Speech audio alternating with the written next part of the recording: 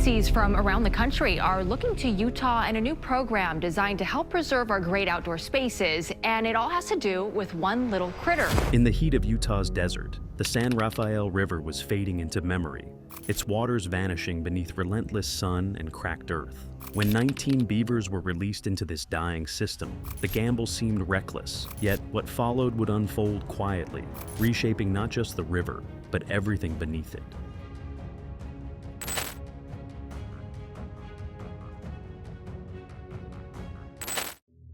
The impossible landscape. The San Rafael River did not collapse in a single moment. It faded, slowly and almost quietly, losing strength year after year until it became little more than a fragile thread, cutting through one of the harshest environments in North America. Summer temperatures regularly climbed beyond 100 degrees Fahrenheit, and the river's flow became so unpredictable that entire sections vanished for months, leaving behind dry sediment and scattered pools of stagnant water with almost no chance of sustaining life. For any species dependent on reliable water, this landscape was not a habitat, it was a trap. The surrounding terrain offered no relief. Sparse desert shrubs had replaced the dense willow and aspen stands that beavers depend on for both food and construction. Even the few plants that survived were tough, thorny, and chemically defended, conditions that appeared fundamentally incompatible with a species known for building lush, water-rich ecosystems. Scientists studying desert hydrology saw the situation clearly. Beavers required stable water, predictable vegetation, and moderate climates, none of which existed here in any meaningful way. Hydrologists pointed to the river's erratic flow and warned that any structures would fail under seasonal drought. Ecologists added that previous restoration attempts in similar environments had struggled to achieve even minimal success. Local concerns only reinforced the skepticism. Ranchers worried about flooding and infrastructure damage, while water managers questioned whether introducing a water-consuming species into an already strained system could make things worse. From every angle, the conclusion was the same. This landscape could not support transformation. And yet, beneath that consensus, a small group of researchers began to question a different possibility. What if the problem was not the environment, but the approach? Instead of forcing the desert to behave like a forested river system, they wondered whether nature itself could rebuild what had been lost, even here. That question would lead to a decision many considered reckless, setting the stage for an experiment expected to fail. The risky experiment.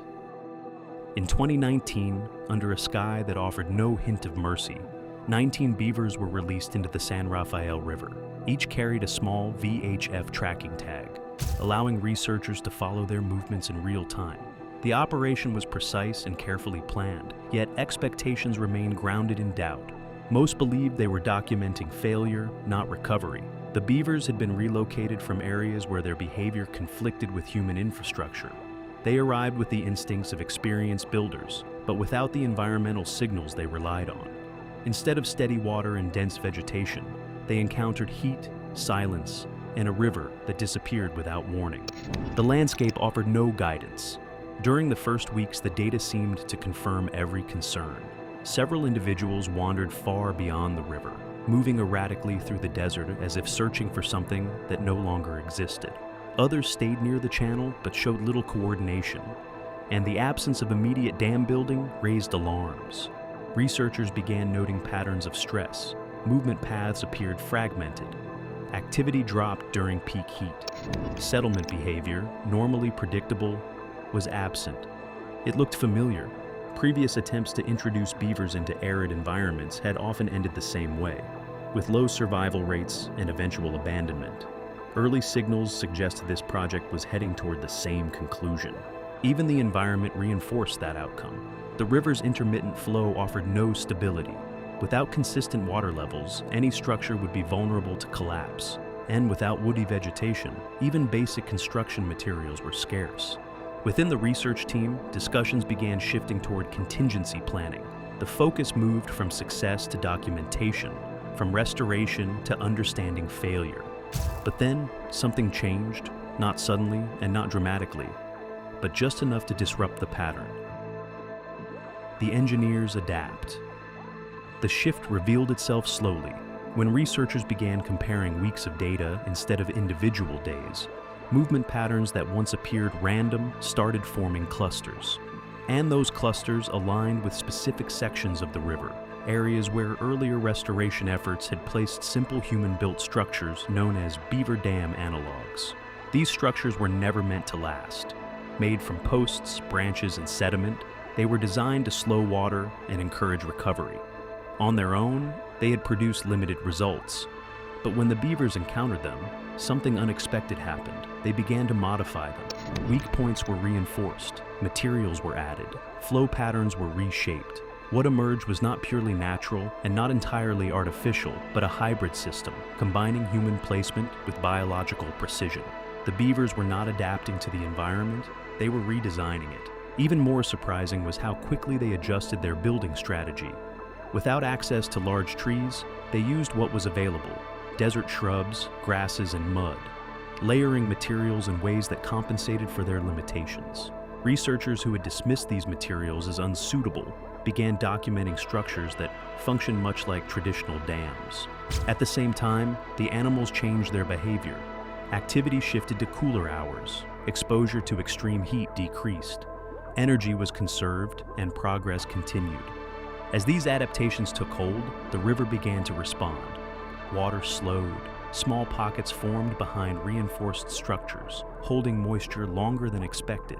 At first, these changes were subtle, easy to overlook, but they marked the beginning of a feedback loop where each improvement created slightly better conditions for the next. The system was no longer declining, it was reorganizing. The visible transformation.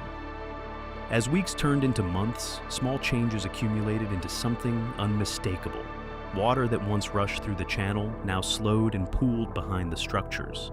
These pools persisted longer than they should have, holding steady even under intense heat. At first they seemed minor, but their impact was profound. For the first time in years, water remained visible during the hottest periods. With that stability came life. Plants began to take root along the edges of these pools, drawing moisture from soil that had long been dry. The transformation did not happen evenly, but followed the water itself, forming narrow bands of green tracing the river's path through the desert. From the ground, the change felt gradual. From above, it was undeniable. Satellite imagery revealed what the eye could not fully grasp. A fading line had become a continuous ribbon of life, and with vegetation came return. Fish reappeared in deeper, cooler sections of the river. Amphibians followed, taking advantage of stable conditions that allowed their life cycles to continue uninterrupted. Insects multiplied, and birds began returning to an environment that had once been silent. Even the soundscape changed. Where there had been stillness, there was now movement. Water flowing over structures, wings cutting through air, subtle layered sounds that signaled a system coming back to life. The river was no longer temporary, it was functioning again, but what could be seen was only part of the story. The hidden revolution. As researchers continued monitoring the recovery, a deeper pattern began to emerge. Instruments placed across the floodplain recorded gradual increases in groundwater levels. The changes were not confined to the river channel. They were spreading outward into the landscape itself. At first, this seemed difficult to explain, but studies from across the American West revealed a critical insight. Beaver dam systems can store millions of gallons of water per mile, not in visible reservoirs, but within soil and sediment. The San Rafael River had become more than a stream. It had become a storage system. The structures slowed water movement, allowing it to seep into the ground where it remained long after surface flow disappeared. What appeared as resilience was actually the result of a hidden network, quietly holding water beneath the surface. This became evident during the drought of 2021. Nearby, streams dried completely, but sections of the San Rafael River continued to hold water, sustained not by flow, but by underground reserves. The system had changed. Water was no longer passing through, it was staying, and that change extended beyond the riverbanks. Plants far from the channel began accessing groundwater that had not existed for decades. Vegetation spread outward, following invisible pathways beneath the surface. The desert was not just greening, it was reconnecting to water. Ripple effects across the desert. As groundwater stabilized the system, the effects spread across the surrounding landscape. Vegetation expanded outward from the river, forming wider corridors of growth. Shrubs grew denser, grasses filled open ground. Small patches of green connected into continuous stretches, creating habitat where none had existed before. Wildlife followed. Bird species returned after decades of absence. Migratory waterfowl began using the ponds as resting points during long desert crossings. Small mammals appeared along the expanding vegetation, and insect populations increased dramatically. The ecosystem was rebuilding its complexity. Even the beaver population grew, rising from 19 individuals to more than 40 within 2 years. This was not just survival, it was stability. New generations expanded the network, building additional structures that strengthened the system's ability to retain water.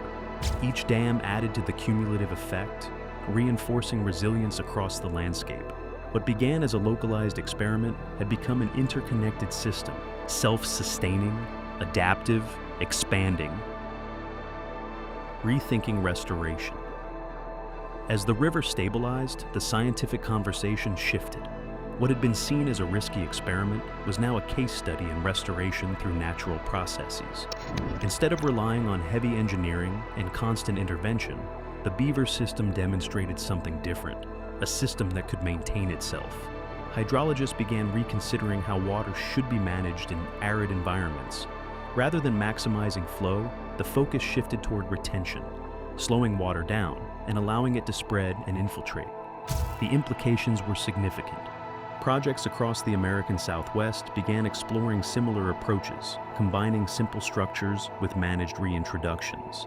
Researchers studying climate resilience recognized the value of systems capable of storing water underground, buffering against extreme drought and rising temperatures. The lesson was clear. Complex problems do not always require complex solutions. Sometimes they require restoring the processes that already exist. What began as a risky release in a dying desert became something far more profound, a quiet transformation. Water returned, not in floods, but in patience. Life followed, not through force, but through balance. And a river once thought beyond saving began to rebuild itself from the ground up. When nature is allowed to work on its own terms, it does more than recover. It remembers how to survive.